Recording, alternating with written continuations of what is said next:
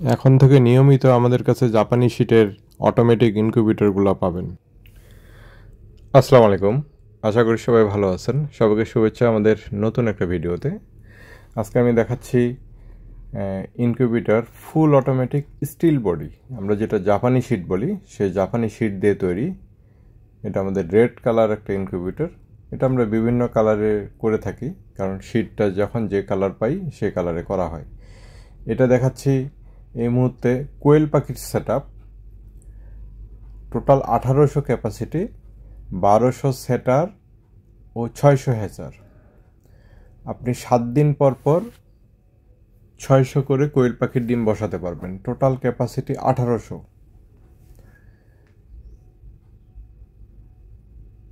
তা আপনাদের যদি 500 বাচ্চার আশা করেন তাহলে অবশ্যই 600 করে ডিম ঢোকাতে হবে।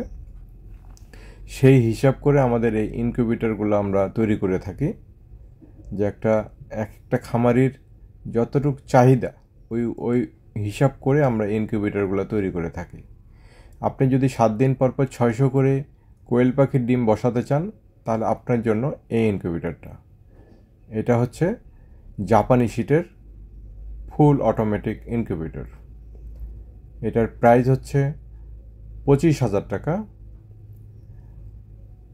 আর এটা আমাদের ফুল প্যাকেজ 25,000 টাকা, মানে 2 ধরনের ট্রে সহ।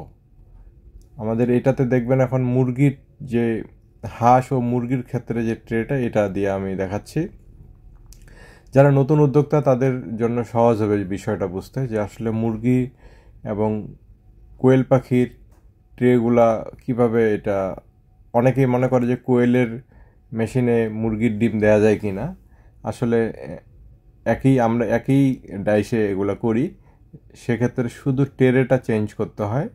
আপনার মুরগির ট্রে এবং কোয়েলের ট্রে, একটা মুরগির ট্রের জায়গায় 3টা কোয়েলের ট্রে বসে। এখানে দেখেন 4টা হাঁস ও মুরগির একই ধরনের ট্রে হয়।